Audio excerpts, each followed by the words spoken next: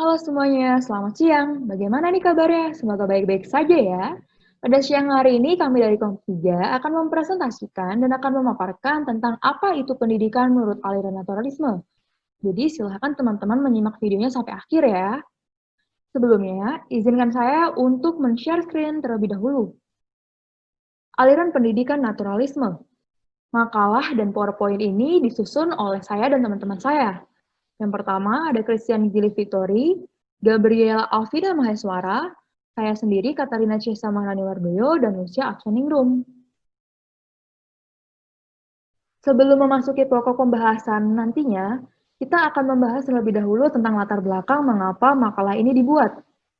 Manusia sejak dulu telah diperkenalkan tentang apa itu pendidikan.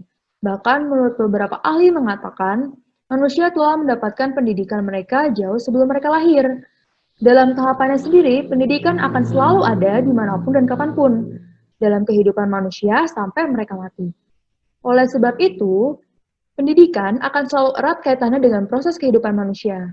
Namun, apa arti dari pendidikan itu sendiri? Banyak para ahli yang telah memberikan secara umum tentang arti pendidikan. Pengertian pendidikan secara umum adalah usaha-usaha yang dilakukan secara sadar serta terencana demi mewujudkan keadaan belajar serta sistem evaluasi untuk anak dan atau peserta didik dengan aktif menumbuhkan kemampuan yang ada pada diri seseorang demi menumbuhkan pengetahuan spiritual, cara pengendalian diri, potensi kecerdasan, nilai-nilai kepribadian, akhlak, serta keterampilan. Untuk jenis-jenis pendidikannya sendiri itu ada 3, yaitu pendidikan formal, pendidikan non-formal, dan pendidikan informal. Pendidikan juga dibagi beberapa jenis, seperti aliran empirisme, nativisme, naturalisme, konvergensi, perennialisme, esensialisme, progresivisme, dan rekonstruksionisme. Maka, dari itu, makalah ini akan menjelaskan tentang aliran pendidikan naturalisme, disertai juga prinsip-prinsip, metode pembelajaran, dan penerapan dalam teori belajaran aliran ini. Sebelum masuk ke pokok pembahasannya, di sini saya akan memaparkan tentang 4 rumusan masalah yang kami buat. Pertama, apa itu pendidikan menurut aliran naturalisme? Kedua, apa saja pandangan tokoh terhadap pendidikan menurut aliran naturalisme? Ketiga, apa prinsip dari pendidikan menurut aliran naturalisme? Dan yang keempat, bagaimana metode pembelajaran dalam aliran naturalisme? Rumusan masalah ini akan kami jadikan patokan untuk pokok pembahasan kami. Selanjutnya ada tujuan. Tujuan kami ada 4. Yang pertama, mengetahui apa itu pendidikan menurut aliran naturalisme. Yang kedua, mengetahui pandangan tokoh terhadap pendidikan menurut aliran naturalisme. Ketiga, mengetahui prinsip dari pendidikan menurut aliran naturalisme. Dan yang keempat, mengetahui bagaimana metode pembelajaran dalam aliran naturalisme. Selanjutnya kita masuk ke pokok pembahasan pertama, yaitu pengertian. Pendidikan menurut aliran naturalisme. Apa sih itu? Naturalisme berasal dari kata nature. Kadang pendefinisian nature hanya dalam makna dunia material saja, sesuai selain fisik secara otomatis menjadi supranatural. Tetapi dalam realita, alam terdiri dari alam material dan alam spiritual, masing-masing dengan hukumnya sendiri. Era pencerahan misalnya, memahami alam bukan sebagai keberadaan benda-benda fisik, tapi sebagai asal dan fondasi kebenaran. Ia tidak memperlawankan material dengan spiritual. Istilah itu menyakup bukan hanya alam fisik, tapi juga alam intelektual dan moral. Agak sedikit rumit ya teman-teman bahasanya untuk dimengerti, tapi di sini akan saya tegaskan bahwa pendidikan menurut aliran naturalisme adalah pendidikan yang berdasarkan pada ilmu alam. Jadi seperti itu teman-teman. Untuk pokok pembahasan selanjutnya akan dipaparkan oleh ketiga teman saya. Baik teman-teman, di sini aku Christian Gili Victory akan memberikan penjelasan tentang pandangan tokoh terhadap pendidikan menurut aliran naturalisme. Seperti yang sudah dijelaskan oleh teman saya sebelumnya tadi tentang apa itu pendidikan menurut aturan naturalisme, kali ini kita akan melihat pandangan-pandangan tokoh terhadap pendidikan menurut aliran naturalisme. Nah, pandangan pertama ini dikemukakan oleh J.J. Rousseau. Dia berpendapat bahwa alat pendidikan meliputi kebebasan, kemerdekaan, sebagai konsekuensi gagasannya bahwa alam atau kodrat anak adalah baik tanpa kekangan sesuatu apa. Hal ini dijelaskan di dalam bukunya yang berjudul Emile Aude Education, ya mungkin ya, maaf teman-teman saya nggak bisa baca, mengenai pendidikan, berupa roman dengan pelaku utamanya Emily sebagai anak didik dan pelaku kedua Sophie, calon istri Jejo tadi, si Resau. Buku Emil diperuntukkan pendidikan kalangan masyarakat tinggi.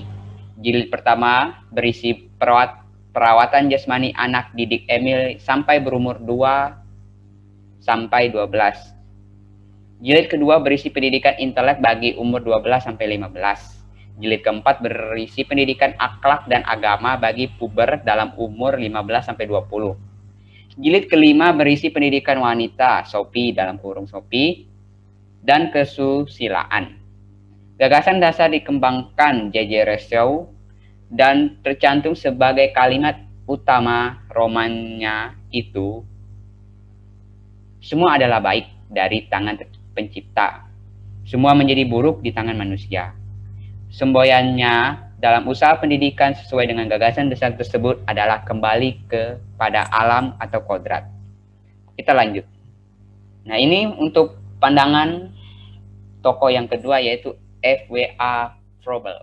Nah, ini dia adalah seorang anak pendeta.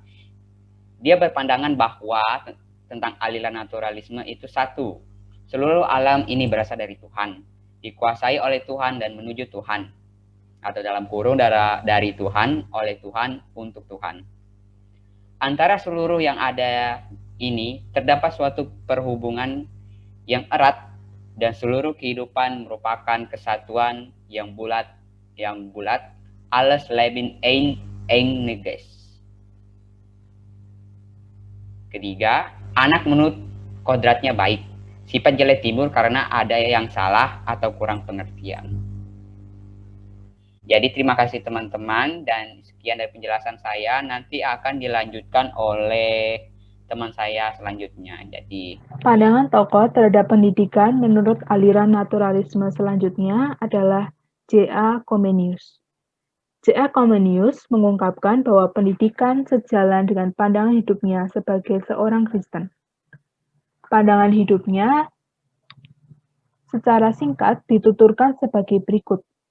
Yang pertama, manusia diciptakan oleh Tuhan dan untuk Tuhan. Yang kedua, manusia ditempatkan di atas segala makhluk dan diciptakan sebagai makhluk yang berpikir. Akibat pandangan tersebut, ia berpendapat bahwa anak harus dipersiapkan untuk kembali ke Tuhan. Dalam mendidik dan mengajar, Comenius memakai contoh seluruh alam besar sebagai makhluk kosmos yang selalu berjalan tertib. Tuhan memberi contoh dalam mengembangkan tumbuhan, hewan, dan manusia. Manusia hanyalah mikrokosmos yang dalam bentuk kecil tetapi sepadan dengan makrokosmos. Ia berkata, kita melihat ciri alam yang berkembang sebagai berikut.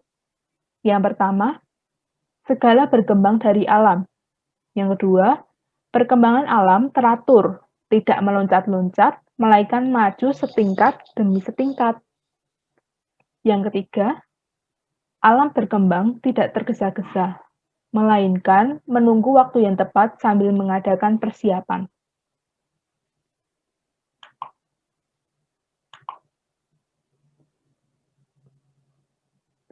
Prinsip dari pendidikan menurut aliran naturalisme. Menurut M. Arifin dan Aminuddin R., pendidikan naturalisme memiliki 3 prinsip, yaitu yang pertama, siswa belajar melalui pengalaman mereka sendiri.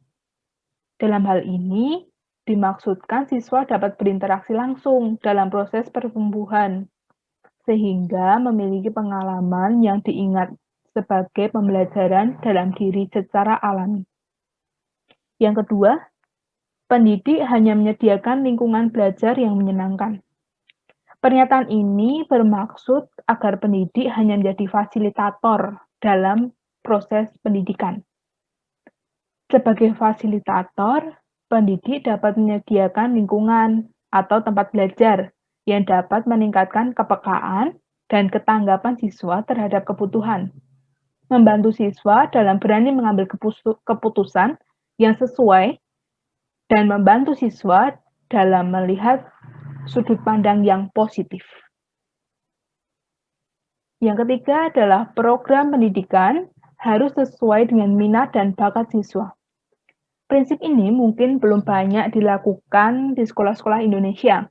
Hanya sebagian kecil sekolah yang melakukan prinsip ini. Misalnya sekolah internasional. Proses pendidikan harus sesuai dengan minat dan bakat siswa. Artinya, tidak memaksa siswa untuk memahami berbagai macam mata pelajaran, melainkan membiarkan siswa untuk memilih mana mata pelajaran yang ia sukai dan mana yang akan ia kembangkan. Tetapi tidak semata-mata langsung melepas siswa untuk memilih, tetapi tetap dibantu, diarahkan sesuai dengan kemampuan siswa. Lalu, menurut Herbert Spencer, proses pendidikan naturalisme menurut Spencer memiliki 7 prinsip, yaitu yang pertama, pendidikan harus menyesuaikan diri dengan alam. Yang kedua, proses pendidikan menyenangkan untuk siswa. Yang ketiga, pendidikan harus berdasarkan spontanitas dari aktivitas siswa, sehingga lebih nature, lebih alami. Yang keempat, memperbanyak ilmu pengetahuan siswa karena merupakan bagian penting dalam pendidikan. Yang kelima, pendidikan bertujuan membantu perkembangan fisik dan otak. Yang keenam, praktik mengajar adalah seni menunda. Seni menunda ini yang dimaksud adalah memotivasi para siswa. Lalu yang ketujuh, model instruksi dalam mendidik menggunakan cara induktif. Prinsip-prinsip yang dikemukakan oleh tokoh-tokoh di atas memiliki tujuan yang baik, yaitu untuk meningkatkan kemampuan siswa, melatih memelihara diri siswa dapat menikmati waktu luang dengan bermanfaat, lalu membangun pemikiran sosial dan kritis siswa, dan mengembangkan kebutuhan siswa dengan baik. Baik, saya akan menjelaskan metode aliran naturalisme. Menurut J.J. Rousseau, aliran naturalisme sudah ada sejak di mana anak telah lahir. Rousseau mengemukakan bahwa anak perlu dijauhkan dari keburukan masyarakat yang serba dibuat-buat sehingga kebaikan anak-anak yang diperoleh secara alamiah sejak lahir itu dapat berkembang secara spontan dan bebas. Rousseau ingin mengatakan bahwa metode pembelajaran dalam aliran naturalisme itu tidak bergantung dengan pengaruh-pengaruh sosial dalam kehidupan masyarakat, melainkan lebih ke dalam diri peserta didik itu sendiri dan hubungan dengan lingkungan alam sekitarnya, di mana peserta didik dapat berkembang bebas dan hebat. Jadi, metode pembelajaran yang dipakai dalam aliran naturalisme, kita misalkan saja di mana kita bebaskan peserta didik berekspresi dan berkreasi dalam proses mengenal lingkungan alam sekitarnya tanpa kita mempengaruhinya. Sehingga anak dapat memperoleh pengetahuannya sendiri dan dapat mengembangkan dirinya. Kemudian yang terakhir adalah penutup. Sebagai kesimpulan dari makalah pendidikan metode naturalisme sebagai berikut. Naturalisme berasal dari kata nature. Beberapa tokoh pendidikan yang mengemukakan aliran naturalisme adalah J.J. Rousseau, F.W.A. Froebel, dan juga C.A. Comenius. J.J. Rousseau berpendapat bahwa alat pendidikan meliputi kebebasan, kemerdekaan sebagai konsekuensi gagasannya bahwa alam atau kodrat anak adalah baik tanpa kekangan suatu apapun. Pendidikan menurut aliran naturalisme memiliki beberapa prinsip yang dikemukakan oleh beberapa tokoh seperti M. Arifin dan Aminuddin R, juga Herbert Spencer. Metode pembelajaran yang dipakai dalam aliran naturalisme kita misalkan saja di mana kita bebaskan peserta didik berekspresi dan berkreasi dalam proses mengenal lingkungan alam sekitarnya tanpa dengan kita mempengaruhinya. Demikianlah paparan kami. Kami juga ada beberapa Sumber referensi yang kita ambil di sini ada 1, 2, 3, 4, 5